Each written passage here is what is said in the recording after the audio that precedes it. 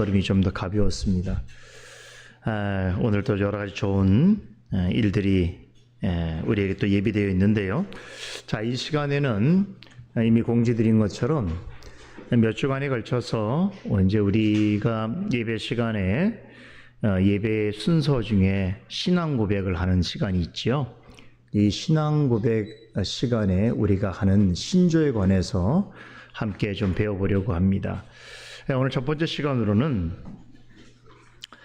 이 신조에 관한 내용을 전체적으로 다루고 있는 신학 분과를 가리켜서 신조학이라고 말을 하는데, 기본적으로 여러분들이 이런 내용들을 좀 숙지하고 있으면 앞으로 도움이 크게 될 것이다 생각을 해서 교재를 좀 만들어 보았습니다. 자, 오늘날 우리 한국 교회에 여러 가지 또 내외적인 어려움이 있습니다만, 그 중에서도 가장 현저하게 나타나는 어떤 현상 중에 한 가지는 우려되는 부분인데, 역사적 신조에 관해서, 다시 말하는 신앙 고백에 관한 관심이 점점 사라져가고 있다라고 하는 것이죠.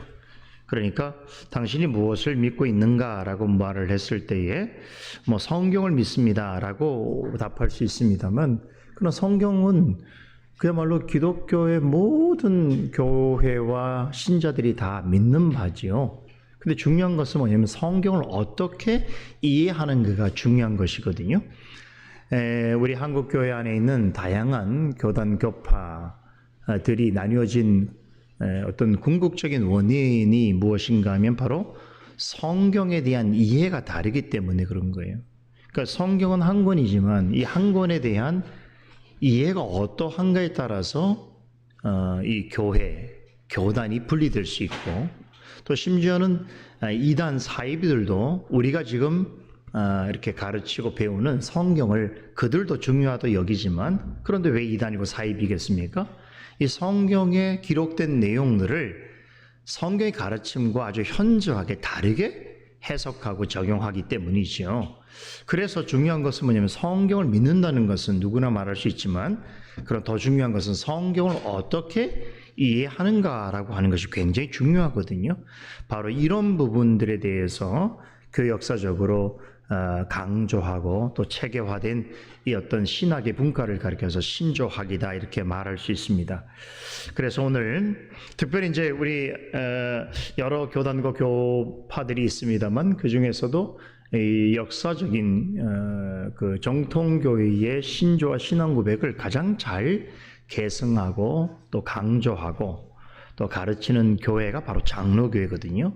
개혁교회이고 장로교회이기 때문에 우리는 마땅히 이 부분에 대해서 이렇게 잘 이해를 할 필요가 있습니다.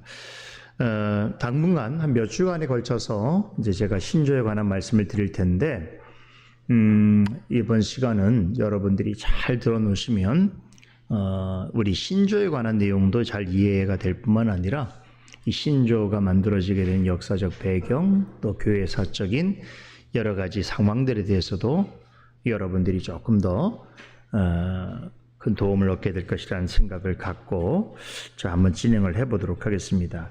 자, 오늘은 신조학 서론이라고 하는 내용을 보겠는데요. 일단 신조라고 하는 말의 정의를 좀 보겠습니다. 자, 사전적인 정의, 우리가 사전을 펼쳐보면 신조라고 하는 말은 신앙의 조목, 또 혹은 우리 국어 대사전에서는 꼭 믿는 일, 이렇게 정의를 하고 있습니다. 조금 더 세밀하게 정의를 기술하고 있는 두 사전을 보면, 먼저 유명한 웹서 사전을 보면 종교적 의식에 사용하기 위해서 기독교 신앙을 공식적으로 요약해 놓은 것들 중에 하나, 이렇게 정의를 하고 있고요. 우리 기독교 대백과 사전에 보니까 공통의 믿음을 유지시키는데 꼭 필요한 더 이상 줄일 수 없는 최소한의 믿음의 요약을 진술한 것. 그러니까 점점 가면 갈수록 좀 우리하고 가까워지고 있죠. 기독교 대백과 사전은 전적으로 굉장히 뭐라고 할까, 일반적이면서 균형 잡힌 정의를 하고 있다고 볼 수 있어요. 그래서 강조될 게 뭐냐면 공통의 믿음, 밑줄 그어놓으세요. 공통의 믿음. 우리의 신앙이 예배 시간에 왜 신앙 고백을 하냐면 우리가 같은 믿음을 가지고 있다는 것을 공적으로 제시하는 것이기 때문에 공통의 믿음을 확인한다는 게 되게 중요한 것이고요. 그리고 여기서 보면은 그 맨 뒤에 보면 믿음의 요약을 진술한 것, 이것도 밑줄 쳐놓을 필요 없겠죠. 우리가 믿는 바가 무엇인지에 대하여 이것을 요약적 형태로 진술하여 모든 공교의 성도들이 함께 고백하는 것, 그것을 가리켜서 사전적 의미에서의 신조다 이렇게 말할 수 있는데, 자, 이거보다 조금 더 심화해서 신학적인 의미에서의 신조를 좀 보도록 하겠습니다. 어떻게 정의를 내리고 있는가? 아주 간단하게 보면 일반적으로는 신학적으로 종교적 믿음이나 신앙을 기술한 것 이렇게 말을 할 수 있겠죠. 자, 그런 면에서 이제 종교적 믿음과 신앙을 기술할 때에 자, 아주 짧게는 사도신경으로부터 길게 보면 어디까지 있을까요? 웨스트민스터 신앙고백서처럼 아주 긴 내용도 다 신조, 신앙고백이라고 말할 수 있다 이렇게 생각해 볼 수 있겠죠. 자, 벌코프, 우리가 조직신학 대표적인 우리 장로교회에서의 그 조직신학을 대표하는 벌코프라고 하는 우리 교수님이 언급한 것은 그 내용에 관한 성경적 진리의 조직적 진술이다. 좀 어려운 표현 같습니다만 어렵지 않아요. 왜냐하면 우리가 고백하는 내용에 대해서 그 근거가 되는 성경적 진리를 조직적인 방식으로 진술한다. 이 조직이란 말을 영어로 systematic 이렇게 말해요. 그래서 조직신학을 systematic theology, 다시 말하면 신학 자체를 조직화한 형태다 이런 얘기죠. 이게 왜 필요한가 하면 성경의 진술, 이 가르침들을 우리 사람은 이성적이고 합리적인 하나님의 은사를 입고 있어요. 그래서 우리는 무엇인지 언어로서 이해를 하게 되는데 그 언어가 우리 속에 올 때에 그것이 합리성이라고 하는 방식을 통해서 정당화되어지는 것이죠. 그러기 위해서 가장 좋은 어떤 학문적 방식은 우리가 들은 것을 가지고 조직적인 형태로 논리성을 가진 방식으로 진술하는 것이에요. 그래서 이렇게 설명합니다. 자, 그 다음에 우리 오랫동안 캘빈 신학회 회장으로 한국교회를 섬겼던 한철아 교수님이라고 분이 있는데 이분은 이렇게 정의를 내립니다. 교리 가운데 교회가 그 신앙 조항을 공적으로 정한 것, 여기에서는 공교회적 신앙 고백이다라고 하는 개념이 잘 묘사되고 있죠. 특별히 또 이렇게 필립 샤프라고 하는 분 보겠습니다. 19세기 복음주의 대표적인 교회사가죠. 이분은 참 교회사가로는 제가 볼 때 훌륭한 분입니다. 아주 편견을 갖지 않고, 물론 이제 루터주의이기 때문에 우리 개혁주의의 입장을 이렇게 대변하지는 않지만 제가 볼 때는 굉장히 균형 잡힌 그런 시각을 가지고 있는 교회사가 중에 한 분이어서 인용을 하자면 조금 길게 말했지만 아주 잘 표현하고 있습니다. 저를 한번 보세요. 자, 우선 공적으로 사용하기 위한 신앙 고백 이해되죠? 또는 신앙의 내용을 언어의 형태로 표현하는, 이게 굉장히 중요해요. 그래서 우리 무속신앙이 아니에요. 주술이나 미신 같은 경우는 우리 자신이 고백하는 것을 명료한 언어 형태로 구분하지 않습니다. 구전적인, 그죠? 아니면 어떤 인간이 갖고 있는 어떤 그런 필링, 감각 이런 것들을 중시하지만 역사적 신앙 고백은 반드시 언어 형태를 띠게 있어요. 왜 그런지 제가 좀 이따 말씀드릴게요. 이게 하나님의 속성이기 때문에. 하나님은 천지를 만드실 때 뭐로 만드셨어요? 말씀을 얹으셨죠. 그죠? 창세기 1장 하나님 말씀으로 창조하셨잖아요. 이게 중요해요. 언어예요. 하나님이 인간에게 다가오시고 인간에게 임재하시고 인간과 교제하시는 가장 탁월한 수단은 언어예요. 그래서 예수님도 이 땅에 오실 때 어떻게 오셨어요? 말씀으로 오셨어요. 말씀으로 세계를 창조하신 분이 말씀으로 오셨다. 이 말씀은 곧 우리가 이해할 수 있는 언어의 형태를 가지고 있다. 이게 엄청 중요해요. 그래서 구약 성경, 신약 성경도 그 당대에 있는 언어를 가지고 기록하게 하신 거예요. 그래서 사람이 말을 할 수 있다는 것, 말을 통해서 자신의 의식을 나눌 수 있다는 것, 다른 사람을 설득할 수 있다는 것, 이 모든 것은 하나님이 가지고 있는 속성이에요. 언어가 중요한 거예요. 그래서 진리는 반드시 언어적 형태로 기록되어져서만 되는 것이죠. 그죠? 이것을 아주 압축해서 가장 핵심적인 내용들만 잘 언어로 진술한 걸 가리켜서 그것을 또 공적으로 이렇게 받아들이고 고백하는 것을 신앙 고백, 신조라고 말할 수 있는데, 자, 다시 보겠습니다. 공적으로 사용하기 위한 신앙 고백 또는 신앙의 내용을 언어의 형태로 표현하되 그것에 특별한 권위를 부여. 자, 보세요. 언어로 표현했는데 뭐 개인이 자기가 무슨 신앙에 대한 고백을 쓸 수도 있고 그렇잖아요. 오늘도 여러분들이 각자 돌아가서 아마 주일에 관한 일기를 쓴다고 생각해 보세요. 다양한 형태의 어떤 표현들이 있겠죠. 그럼 그것을 가지고서 다음 주에 어떤 한 사람의 고백을 가지고 우리가 예배 시간에 할 수 있을까요? 못해요. 왜 못합니까? 그건 사적인 것이, 개인적인 것이. 우리가 교회 안에서 고백하는 것은 공적인 신앙 고백이 돼야 돼요. 그럼 공적인 신앙 고백이 되기 위해서 뭐가 어떤 절차가 필요할까요? 네. 모든 공교회가 그 고백을 우리 모두의 고백으로 받아들이는 절차가 있어요. 과정이 있어야 돼요. 그래서 개인의 고백과 공적 고백은 다른 차원이 있는 거예요. 개인의 고백은 개인에게 있어서는 의미가 있을 수 있지만 대단히 주관적일 수도 있고 또 편협적일 수 있고 또 혹은 지식과 경험이 부족했을 때 나타나는 여러 가지 오류들이 나타날 수 있잖아요. 그렇죠. 그러나 공적인 신앙 고백은 이런 것들을 다 배제한 방식이죠. 왜 그렇습니까? 전체 교회가 또 그 교회를 대표하는 아주 탁월하고 경건하고 또 박식한 그러한 교회의 지도자들이 모여서 오랜 시간 동안의 논의와 또 심의를 통해서 완성되어서 또 교회 안에서 함께 고백되어지는 것이기 때문에 그것은 개인의 고백이라고 보지 않는 것이죠. 공교의 고백이라고 보는 것이죠. 이게 중요한 거예요. 자, 특별한 그런 권위를 부여한다는 건 개인이 그런 교회 공적인 신앙 고백으로서 이것을 합당하다고 우리가 할 수 없겠죠. 그래서 공적인 권위가 부여돼야 되는데 구원을 위해서는 필요 불가결한 것으로 여기거나 최소한 건전한 기독교회를 유지하기에 없어서는 안 될 것으로 간주되어진 것, 이게 바로 신앙 고백이라는 거예요. 와, 중요해요. 왜 우리가 웨스트민스터 신앙 고백서, 하이델베르그 문답, 도르트 신저 혹은 베르 신앙 고백서 이런 것들을 왜 중요하게 여기는가? 바로 여기 나와 있죠. 우리가 구원을 얻는 데 있어서, 성경에서 가르치는 구원에 있어서 필요 불가결한 것으로 반드시 우리가 알아야 될 것들, 그리고 최소한의 기독교가 건전하고 정통성을 유지하는 교회로서 있기 위해서는 없어서는 안 되는 중요한 진술과 가르침들, 그것들이 신조와 신앙 고백에 있다는 거예요. 바로 이런 부분에서 아까 말씀드린 것처럼 그러면 어떤 교회가 어떤 내용을 구원에 관해서 필요 불가결한 것으로 여기는가? 이건 개인의 판단이 들어가는 게 아니에요. 이것은 공적인 교회의 판단이 있어야 되는 거예요. 예를 들면 어느 교회는 삼위일체를 중요하게 여기고 어느 교회는 삼위일체를 중요하게 여기지 않다고 생각해 보십시다. 그렇죠.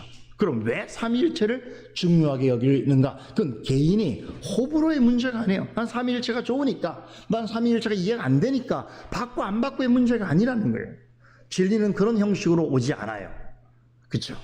그래서 이런 부분들이 반드시 필요하고 또 건전한 기독교회가 유지되기 위해서는 없어서는 안 되는 되게 중요한 그러한 교리들이 있어요. 이런 교리들에 있어서 어느 정도의 연대를 이룰 수 있으면 교단과 교회가 달라도 형제 자매가 될 수 있어요. 예를 들면 우리가 뭐 어떤 교회가 있을까요? 우리 장로교회 말고 많잖아요. 뭐 감리교회, 성결교회, 또 모순절교회, 뭐 여러 교회들이 있잖아요. 개신교 안에 그런 교회들이 적어도 우리의 뭐 헌법도 다르고 신앙 고백, 우리의 교리도 좀 다르고 역사도 다르고 할 수 있지만 적어도 건전한 기독교회를 유지하는 데 있어서 없어서는 안 될 필요 불가결한 어떤 그 신앙의 내용에 있어서 어떤 공적인 고백을 함께 할 수 있다라고 하는 측면에 있어서는 넓게는 우리가 다 같은 형제로 볼 수 있다는 거죠. 근데 이 선을 벗어나면 뭐가 되는 거예요? 위험해지는 거예요. 이단이 되거나 사이비가 될 수 있단 말이죠. 그죠? 네. 그래서 이 스펙트럼이 되게 크거든요. 우리가 중심이 있으면 이 중심부로부터 기독교의 건전성을 유지하는 이 스펙트럼이 이렇게 있어요. 그럼 여기서부터 가까이는 우리의 더 가까운 교회가 될 테고 자매교회가 될 테고 저 멀리 가면 이웃교회가 되겠죠. 멀리 가게 되면 뭐 우리가 그냥 교회라고 인정할 수는 있지만 가까이 사귀기는 어려운 교회들도 있을 수 있고, 그런데 그 경계선을 넘어가거나 경계선 주변에 있으면 매우 주의해야 될 교회들이 되는 것이겠죠. 경계해야 되겠죠. 그런데 이런 것들을 뭘로 판단하느냐? 그 감각으로 느낌으로는 아니란 말이에요. 명료하게 언어로 진술되어 있는 신앙 고백, 교리를 통해서 판단하는 거예요. 이해됩니까? 그래서 신앙 고백과 교리가 이렇게 중요한 거예요. 그리고 역사적 교회들이 이것을 매우 중요하게 여겼던 것이죠. 그 마지막으로 고대 기독교 교리사를 저술한 닥터 켈리의 그 정의를 보겠습니다. 기독교 신앙의 본질적 조항들을 요약하고, 굉장히 좋은 편이죠. 우리가 기독교 신앙에 있어서 반드시 믿어야 되고 반드시 알아야 될 조항들이 있어요. 그것을 한없이 길게 진술한 게 아니라 요약적 형태로 만들었고, 그리고 교회 구원의 구성력을 갖는 고정된 진술이다. 중요하죠. 여기서 교회 구원의 구성력이라는 건 뭡니까? 반드시 성도가 구원에 있어서 필요 불가결하게 생각해야 될 내용들에 대해서 어떻습니까? 고정된 방식 진술. 이 고정된 진술이 뭐겠습니까? 과거나 지금이나 같은 내용이어야 된단 말이죠. 초대교회나 중세교회나 종교개혁 시대나 근대나 오늘 현대나 진리가 다르면 안 되잖아요. 그죠? 그러니까 진리는 고정된 진술이어야 돼. 그래서 왜 우리 개혁교회를 가리켜서 Reformed Church 이렇게 말하는, 영어로 Reformed Church, 그렇죠? 우리가 종교교회를 가리켜서 Reformation, 여기서 중요한 게 Reform이란 말이 듣죠. Reform. 그러니까 Reform이라고 하는 것은 그냥 우리가 form, 다시 형성하다 그런 뜻이에요. 그런데 우리가 개혁교회를 가서 Reformed라고 말하죠. Reformed, ed란 말이 붙잖아요. 여기서 Reformed는 뭐예요? 이미 개혁된, 이미 완성된, 이미 형성된, 이런 의미가 있다는 거죠. 그러니까 리폼드 신앙이라고 하는 건 결국 뭐냐면 오늘날에 어떤 기반을 둔 신앙이 아니라 이미 과거로부터 고정되어진 진술을 계승하는 교회다, 이런 의미가 있는 거예요. 이럴 때 우리는 지금 21세기에 살고 있지만 우리의 같은 신앙을 가지고 있는 선진들하고 만나고 교류할 수 있게 되는 거죠. 뭐를 통해서? 신앙 고백을 통해서. 이해되십니까? 우리가 거슬러 올라가서 캘빈 목사님을 만나고, 더 거슬러 더 올라가서 어거스틴을 만나고, 더 올라가서 사도들을 만날 수 있는 것은 무엇 때문에 가능한 거예요? 고정된 진리에 관한 진술이 있기 때문에. 그 고정된 진리 안에서는 우리가 뭐가 되는가? 한 성도가 될 수 있다는 거죠. 이해되십니까? 그래서 신조가 되게 중요한 거예요. 신조가 없이는 방향을 잡을 수가 없는 거예요. 성경을 아무리 품에 안고 있다고 하더라도 이 성경이 무엇을 의미하는지 가르치는 데에 대한 고정된 이해와 진술이 없으면 어떻게 해요? 다 개별적인 진리에 대한 인식을 갖게 되겠죠. 이해되세요? 그런데 우리 주님께서는 교회 역사를 초월하실 뿐 아니라 그 역사를 주관하시는 하나님이시잖아요. 그렇죠. 우리에게 있어서는 그 역사는 과거로부터 현재로 미래로 계속 흘러가는 것처럼 우린 여겨지지만 모든 역사를 주관하신 하나님 앞에서는 그 역사는 다 현재성을 가지고 있어요. 그래서 하나님은 동시에 과거와 현재와 미래를 보시겠죠. 그렇다면 그 모든 시대에 있어서 시대적 상황과 여건과 또 분위기는 달라도 시간은 달라도 뭐는 같아야 돼요? 교회는 진리는 같아야 되겠죠. 그럼 진리가 같다는 것이 뭐로 증명이 되어지는가? 과거에 교회가 고백했던 그 진술의 내용과 오늘 우리가 진술하는 내용과 앞으로 교회가 진술하는 내용이 일치할 때, 동일할 때, 이해됩니까? 거기에 교회의 일치성이 확보되는 거죠. 그죠? 이게 되게 중요한 거예요. 그래서 대부분 이제 잘못된 교회들의 특징이 뭐냐면 이 진리가 우리에게만 있다는 사람들 있잖아요. 에? 우리에게만. 이단들의 특징이죠. 우리 교회에만 있다. 그럼 이미 어떤 오류예요? 과거에는 진리가 없었다는 이야기일 수도 있고, 모든 과거에 자기 교회를 벗어난 모든 교회는 고정된 진리에 관한 이해와 진술이 없다는 이야기 주셨잖아요. 여러분, 그것만큼 황당한 이야기가 어디 있어요?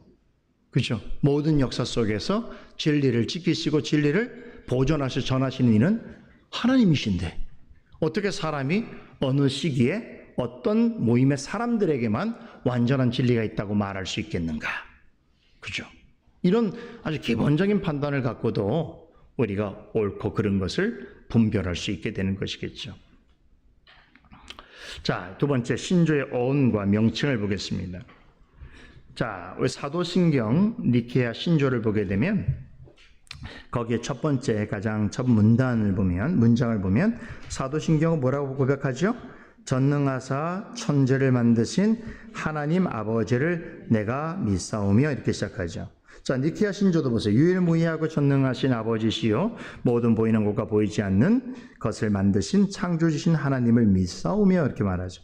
그러니까 우리 한글의 특징이죠. 한글의 특징은 이제 서술어가 뒤에 나오는 방식이죠. 그러나 우리가 이제 이 원어를 보게 되면 원어는 항상 뭐가 먼저 나와요? 주어와 행위를 말하는 동작적 의미의 동사가 먼저 나와요. 그래서 영어로도 보면 I believe in God, 나는 하나님을 믿습니다 라고 하는 고백이 먼저 나오죠. 니케아 신조도 똑같아요.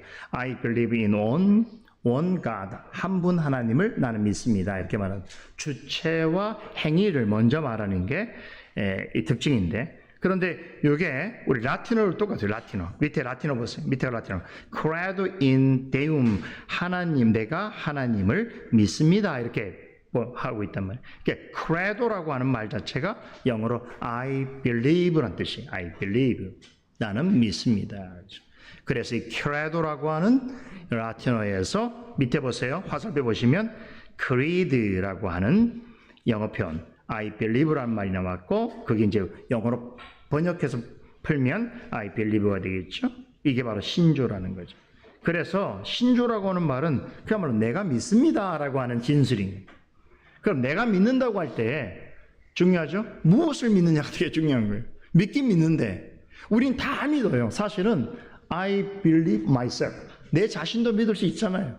우리는 믿음의 대상이 모든 게 다 믿음의 대상이 될 수 있어요. 나는 당신을 믿기도 하고 누구를 믿기도 하고 다 믿잖아요. 믿지 않는 사람은 아무도 없어요. 내가 건널목 건너갈 때는 어떤 생각이 듭니까? 나는 내가 건널목 지날 때에 자동차가 와서 나를 치지 않을 것을 믿습니다라고 믿음이 있으니까 건너가는 거죠. 그렇죠. 우리가 길을 갈 때에 내가 지금 길을 가는 이 길이 갑자기 꺼지지 않을 것을 나는 믿습니다라고 하는 믿음이 내 안에 내재하지 않으면 한 발도 못 뛰는 거죠. 그 모든 사람은 다 무언가를 믿고 있는 거예요. 그렇죠. 그런데 그 무언가를 믿는다고 할 때에 이 종교는 신 대상을 믿는다는 거예요. 그럼 신을 믿는다. 그럼 신 안 믿는 사람이 있습니까? 없어요, 세상에는. 우리 칼빈 목사님도 얘기했지만 사람의 마음속에는 종교의 씨앗이 있어서 모든 것을 다시 신격화할 수 있는 가능성이 있어요. 그래서 그것이 잘못 부패하게 되면 어떻게 돼요? 마음은 우상을 만들어내는 공장이 되는 거예요. 뭐든지 다 우상화될 수 있다는 거죠.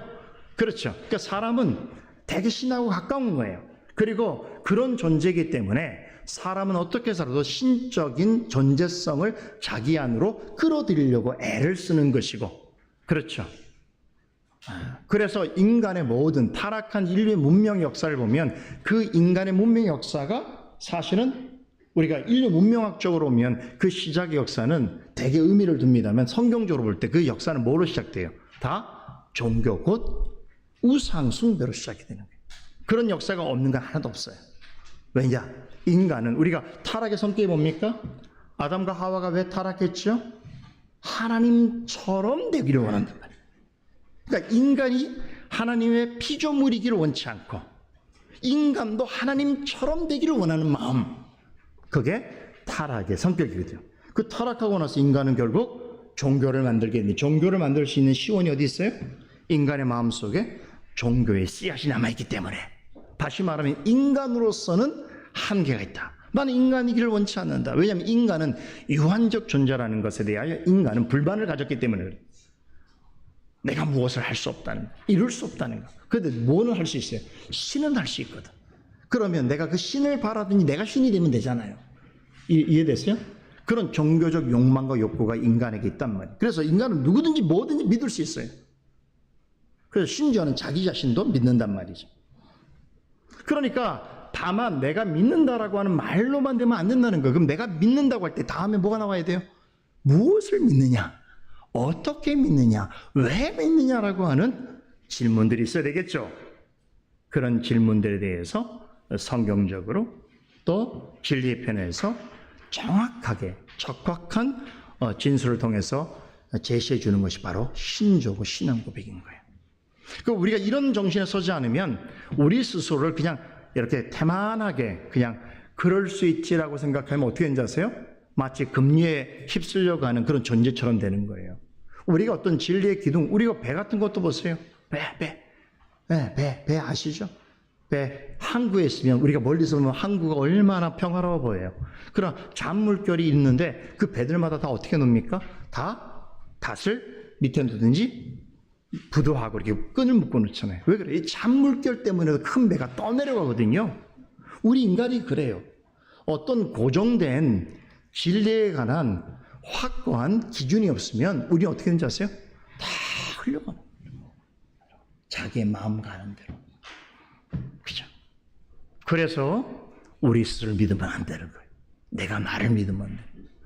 진리를 믿어야 되는 거예요. 그럼 진리를 믿는다고 할 때는 어떻게 믿는가? 라고 하는 질문이 생기겠죠? 그래서 이게 신조가 되게 중요한 거예요.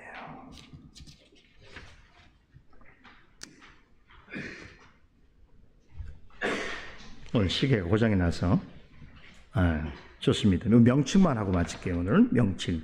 자, 1페이지 그래서 보세요. 1페이지. 여기 죄송합니다. 거기 1페이지의 맨 밑에 거기 박스에 있는 내용을 좀 보겠습니다. 자, 신조라는 것은 어떤 의미가 있냐면 나는 믿는다. 그러므로 고백한다. 와, 이게 중요하죠? 나는 믿는다. 그래도 그러므로 나는 고백한다. 에르고 컴피테오르라고 하는 말인데 그러므로 나는 고백한다. 이게 이제 우리 성도의 실존이에요. 나는 믿으면 반드시 어떻게 하냐면 고백을 하게 되는데 왜 그러냐면 이게 하나님께서 우리에게 요구하는 방식이기 때문에. 자, 하나님이 그 구약 시대에 보면 이제 우리에게 믿을 바를 제시해 주시죠. 이스라엘 백성들에게 모세를 통해서 무엇을 믿어야 할 것인지를 대표로 알려주신 게 십계명이죠. 그래서 십계명을 주시고 났을 때 그냥 십계명을 주시면서 너희들이 알아서 믿어라 이렇게 말씀하지 않고 그 십계명을 가지고 모세가 내려와서 십계명을 이제 낭독하고 그리고 뭐 하도록 합니까? 반드시 반응하게 만들어요. 그래서 낭독을 하니까 어떻게 합니까? 다들 아멘으로 받게 하신단 말이에요. 그러니까 진리의 성격은 반드시 주시는 자가 그 주어진 것을 통하여 받는 대상으로부터의 반응을 요구하는 방식이에요.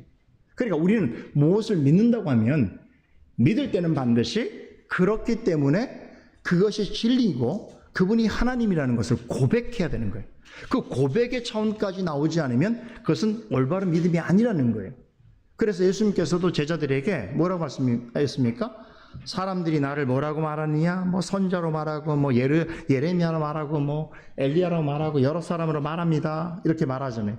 그러나 너희는 나를 뭐라고 했느냐? 이렇게 물으셨단 말이에요. 물으신단 말이에요.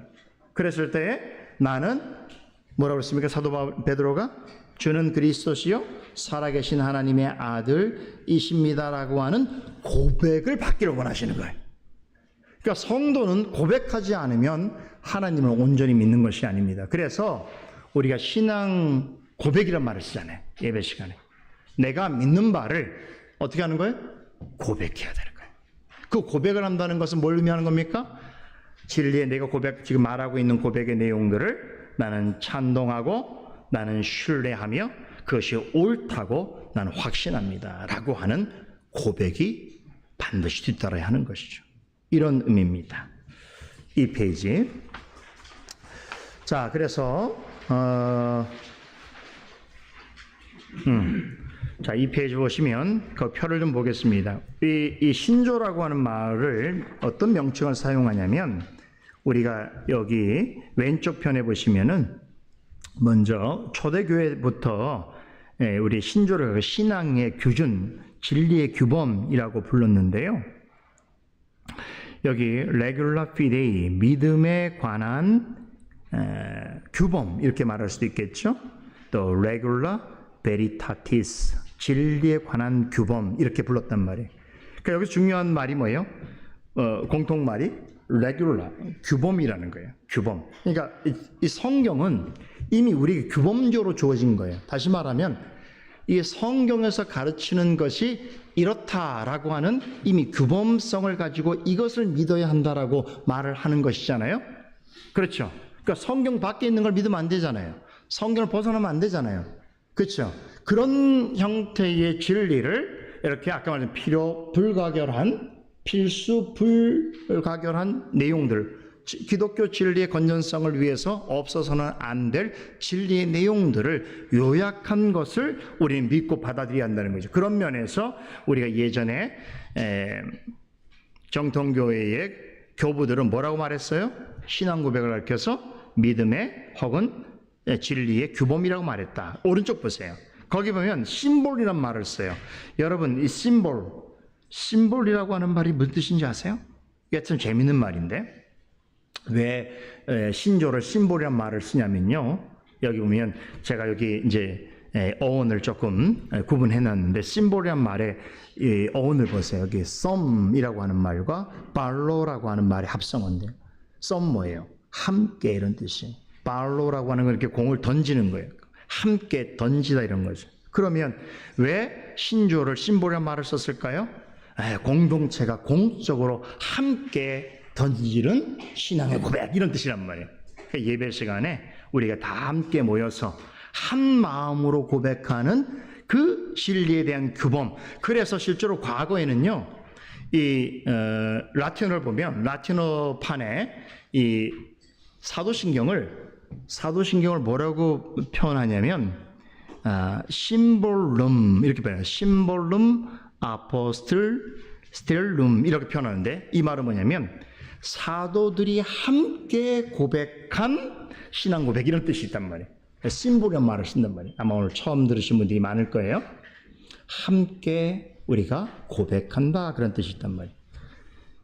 그래서 그 아래 보시면 이제 우리가 이렇게 정리 한번 내려볼게요. 신조란 성도의 신앙의 규범 이런 뜻이죠. 여기 규범이라고 할 때 이 룰, 영어로 룰이라고 하는 말은 언어로 진술된 규범이어야 돼요. 구전이 아닙니다. 말로 가는 게 아니라 반드시 언어로 진술되어야 된다는 것이고, 두 번째, 공적으로 사용하기 위한 신앙 고백이다. 모든 성도들이 함께 사용할 수 있는 신앙의 고백이다. 그래서 신조는 그 형태와 용도에 따라서 다양한 말로서 표현됩니다. 신경 혹은 신조 이렇게 표현할 수 있겠고, 규범, 우리 아까 봤죠? 신앙의 규범, 진리의 규범, 또 상징, 심볼이라고 하는 말, 함께 던지다 이런 말을 썼고요.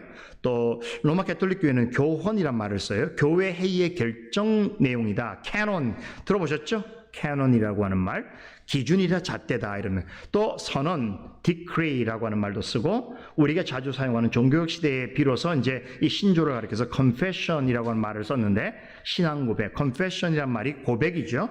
그리고 또 묻고 답하는 형태의 신앙 고백으로 구성되어 있는 걸 요리문답, catechism, catechism이라고 하는 말은 헬라어 카트키오라고 하는 말에서 왔죠. 뭐예요? 가르치다. 어떻게 가르쳐요? 문답형으로 가르치다.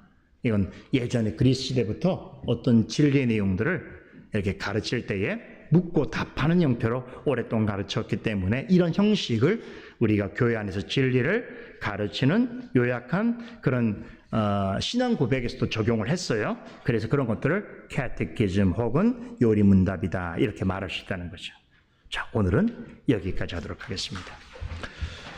기도하겠습니다. 하나님, 우리가 아침 이 시간을 통해서 우리가 고백하고 또 함께 교회를 세워가는데 또 함께하는 신조와 신앙 고백에 대해서 배우고 있습니다. 우리 모두에게 유익한 시간이 되게 하여 주시옵소서. 감사드리며 예수님의 이름으로 기도드리옵나이다.